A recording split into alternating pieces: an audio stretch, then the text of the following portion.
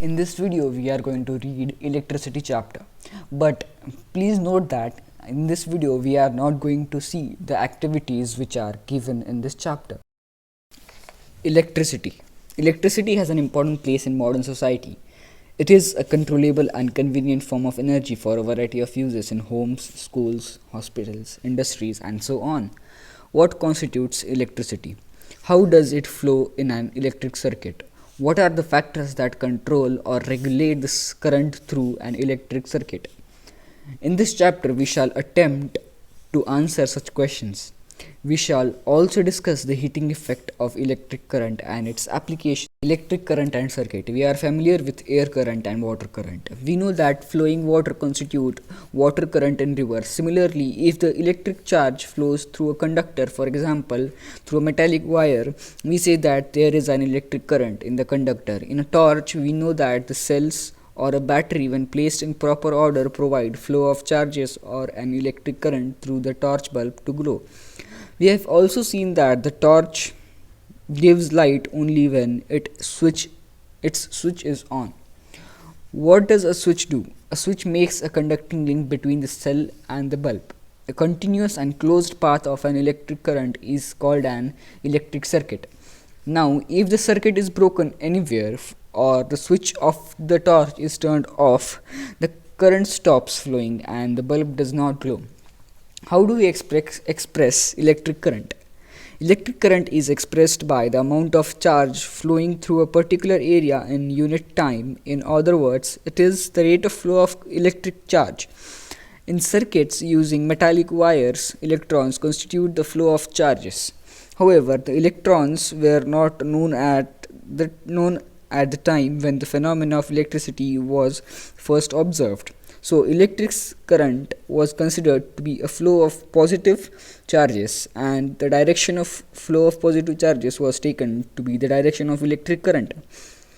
Conventionally, in an electric circuit, the direction of electric current is taken as opposite to the direction of the flow of electrons, which are negative charges. If a net charge q flows across any cross section of a conductor in time t, then the current I through the cross section is I is equal to q upon t. The SI unit of electric charge is coulomb, which is equivalent to the charge contained in nearly 6 into 10 raised to 18 electrons. We know that an electron possesses a negative charge of 1.6 into 10 raised to minus 19 coulomb. The electric current is expressed by a unit called ampere, named after the French scientist André Marie Ampere, 1775 to 1836. 1 ampere is constituted by the flow of 1 coulomb of charge per second. That is equal to 1 ampere is equal to 1 coulomb upon 1 second. Small quantities of current are expressed in milliampere. 1 milliampere is equal to 10 raised to minus 3 ampere, or in the microampere 1 mu A is equal to 10 raised to minus 6 ampere. An instrument called ammeter measures electric current in a circuit. It is always connected in series in a circuit through which the current is to be measured. Figure 12.1 shows the schematic diagram of a typical electric current comprising a cell, an electric bulb, an ammeter, and a plug key. Note that the electric current flows in the circuit from the positive terminal of the cell to the negative terminal of the cell through the bulb and ammeter. Electric potential and potential difference. What makes the electric charge to flow? Let us consider the analogy of flow of water. Charges do not flow in a copper wire by themselves, just as water in a perfectly horizontal tube does not flow. If one end of the tube is connected to a tank of water kept at a higher level, such that there is a pressure difference between the two ends of the tube, water flows out of the other end of the tube. For flow of charges in a conducting metallic wire, the gravity of course has no role into play. The electrons move only if there is a difference of electric pressure called the potential difference. Along the conductor, this difference of potential may be produced by a battery consisting of one or more electric cells. The chemical action within a cell generates the potential difference across the terminals of the cell, even when no current is drawn from it when the cell is connected to a conducting circuit element. The potential difference sets the charges in the motion in the conductor and produces an electric current. In order to maintain the current in a given electric circuit, the cell has to expend its chemical energy stored in it.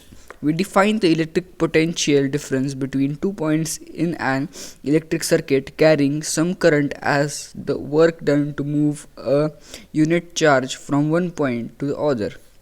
Potential difference between 2 points is equal to work done upon charge. V is equal to W upon Q. The SI unit of electric potential difference is volt, which is V, named after Alessandro Volta from 1745 to 1827, an Italian physicist. 1 volt is the potential difference between 2 points in a current carrying conductor when 1 joule of work is done to move a charge of 1 coulomb from one point to the other. Therefore, 1 volt is equal to 1 joule upon 1 coulomb. 1 volt is equal to 1 joule coulomb raised to minus 1. The potential difference is measured by means of an instrument called the voltmeter. The voltmeter is always connected in a parallel across the points between which the potential difference is to be measured. Circuit diagram. We know that an electric circuit, as shown in figure 12.1, comprises a cell or a battery, a plug key, electrical components, and connecting wires. It is often convenient to draw a schematic diagram in which different components of the circuit are represented by the symbols conveniently used. Conventional symbols used to represent some of the most commonly used electrical components are given in table 12.1. Please read it. Ohm's law. In this activity, you will find that approximately the same value of V upon I is obtained in each case. Thus, the VI graph is a straight line that passes through the origin of the graph as shown in figure 12.3. Thus, V upon I is a constant ratio. In 1827, a German physicist, George Simon Ohm, from 1787 to 1854, found out the relationship between the current I flowing in a metallic wire and the potential difference across its terminals. The potential difference V across the ends of a given metallic wire in an electric circuit is directly proportional to the current flowing through it, provided its temperature remains the same. This is called Ohm's law. In other words, V is inversely proportional to I, or V upon I is equal to constant, which is equal to R, or V is equal to IR.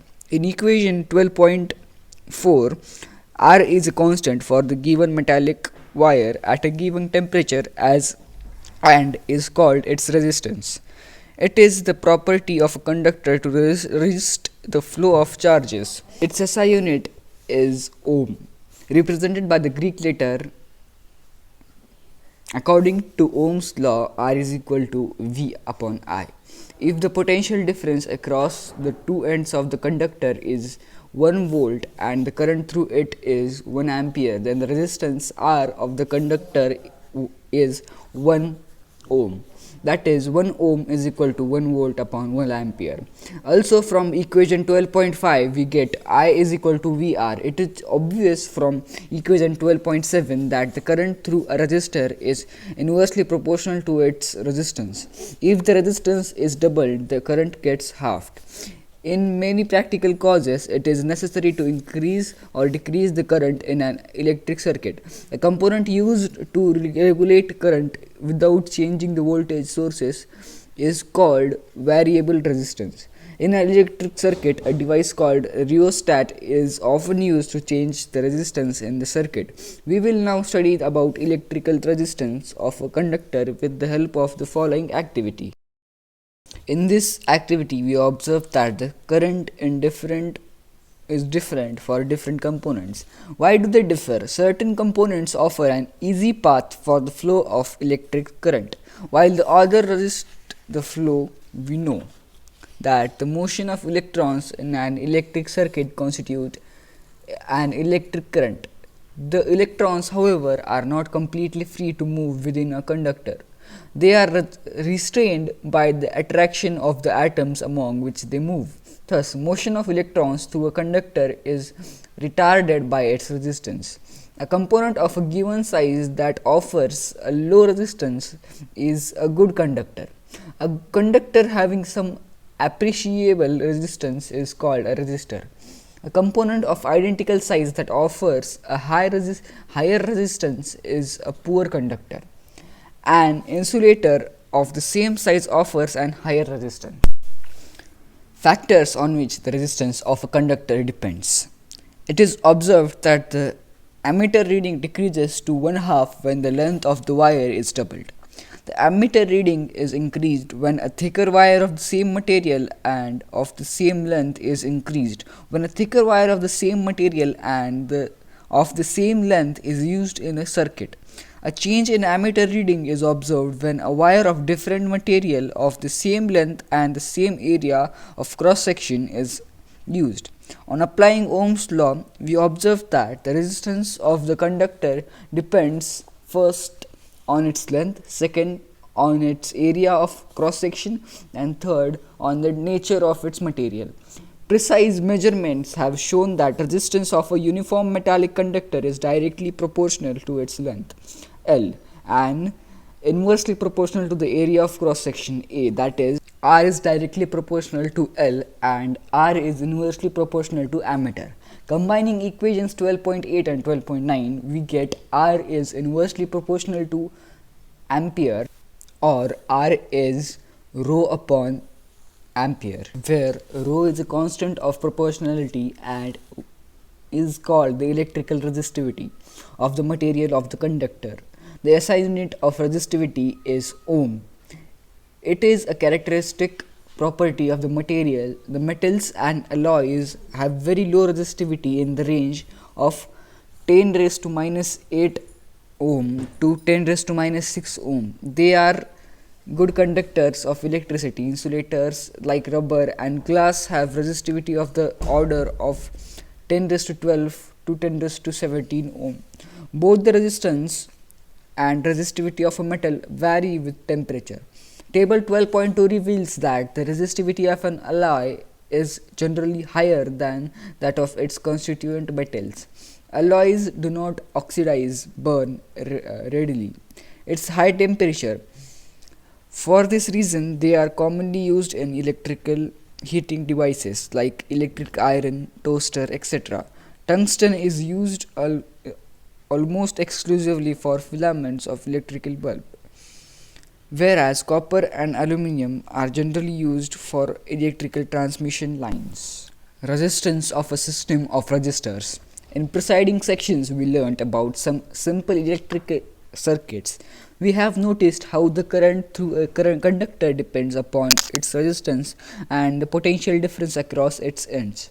In various electrical gadgets, we often use resistors in various combinations.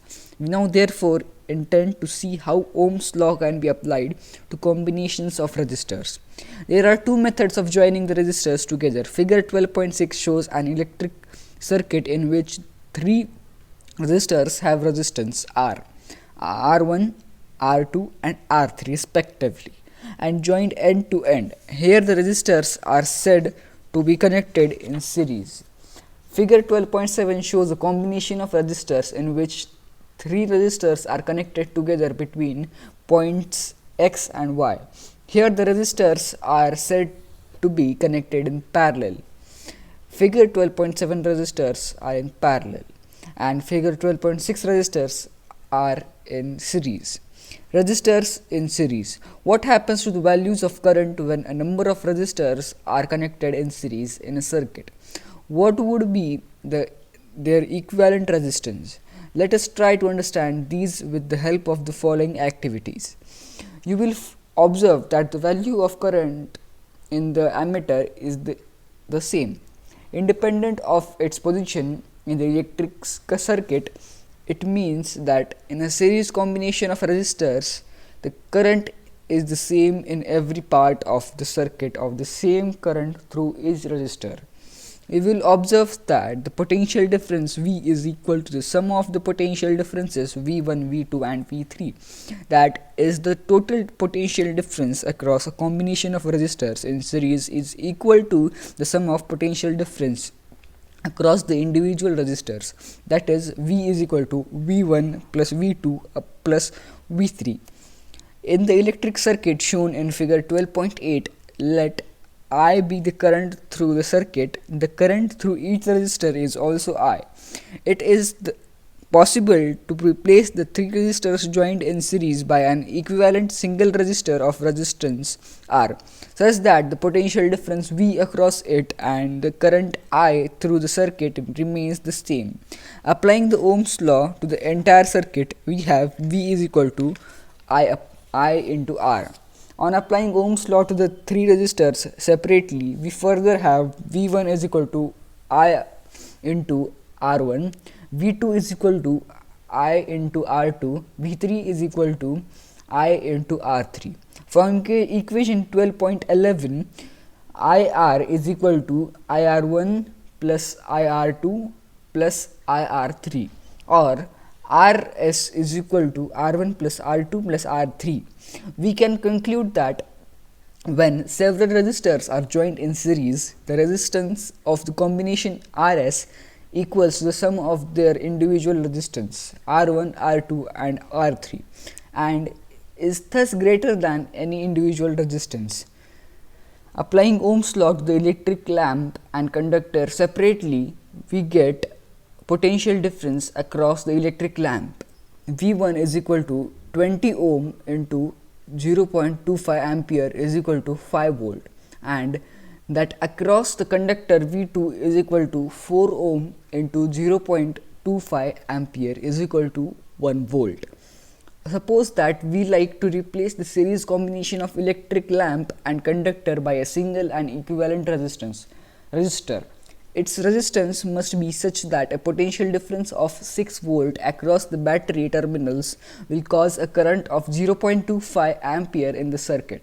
The resistance R of this equivalent resistor would be R is equal to V upon I. 6 volt upon 0.25 ampere is equal to 24 ohm.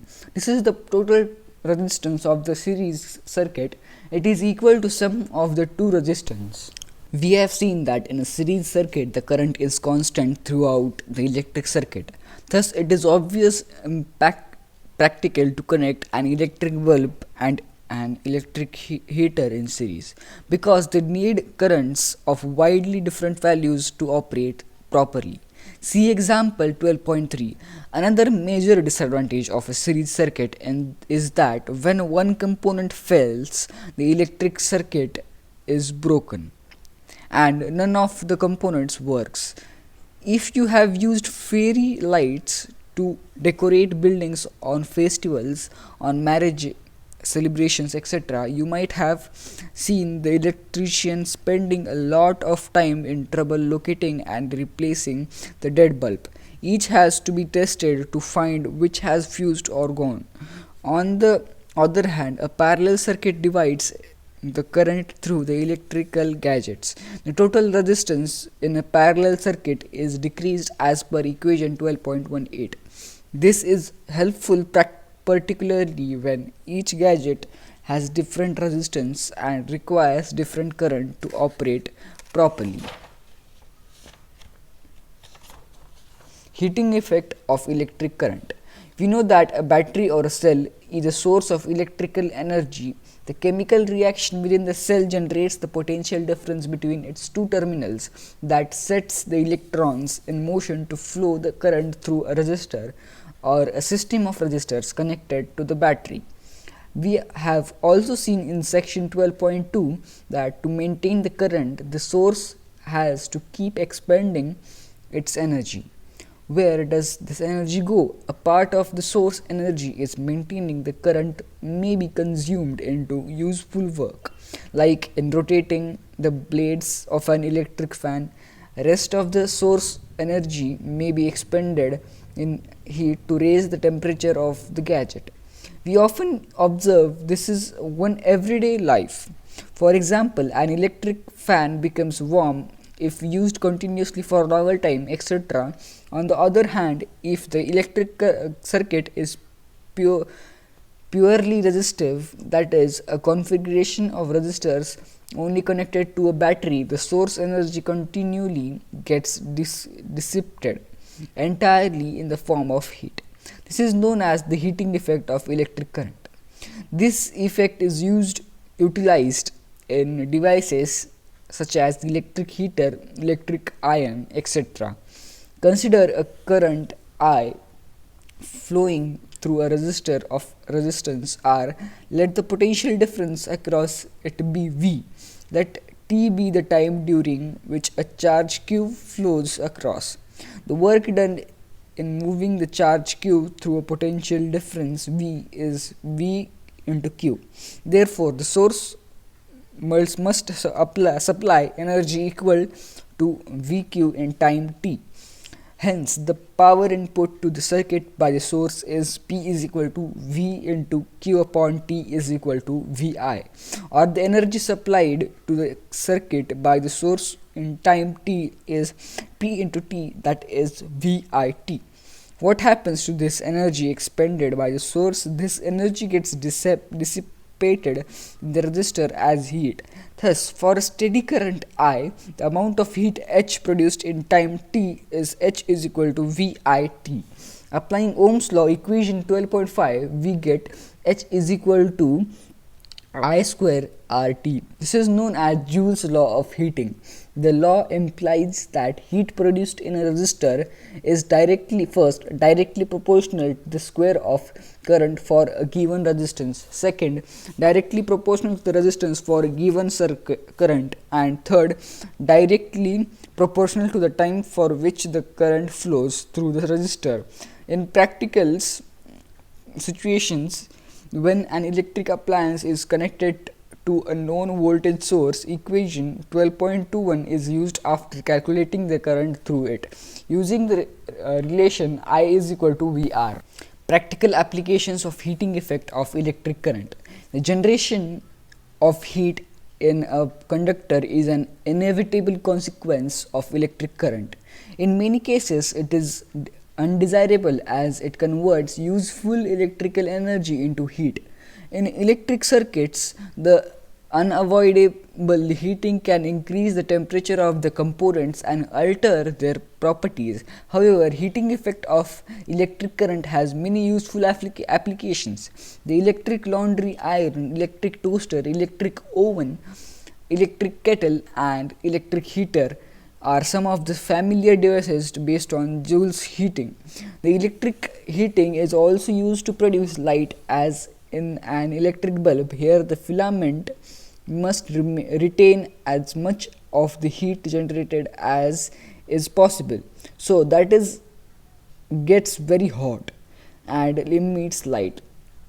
It must not melt at such high temperature. A strong metal with high melting point such as tungsten, melting point 3380 degrees Celsius, is used for making bulb filaments. The filament should be thermally isolated as much as possible using insulating support, etc. The bulbs are usually filled with chemically inactive nitrogen and argon gases to prolong the life of filament. Most of the power consumed by the filament appears as heat, but a small part of it is in the form of light radiated. Another common application of Joule heating is the fuse used in electric circuit. It protects circuits and appliances by stopping the flowing of any unduly high electric current. A fuse is placed in series with the device. It consists of a piece of wire made of a metal or an alloy of appropriate melting point. For example, aluminium, copper, iron, lead, etc. If a current larger than the specified value flows through the circuit, the temperature of the fuse wire increases. This melts the fuse wire and breaks the circuit. The fuse wire is usually encased in a cartridge of polycrystalline or similar material with metal ends. The fuses used for domestic purposes are rated as 1 ampere, 2 ampere, 3 ampere, 5 ampere, 10 ampere, etc. For an electric iron which consumes 1 kilowatt electric power when operated at 220 volt, a current of 1000 upon 220 ampere, that is 4.54 ampere, will flow in the circuit. In this case, a 5 ampere fuse must be used. Electric power.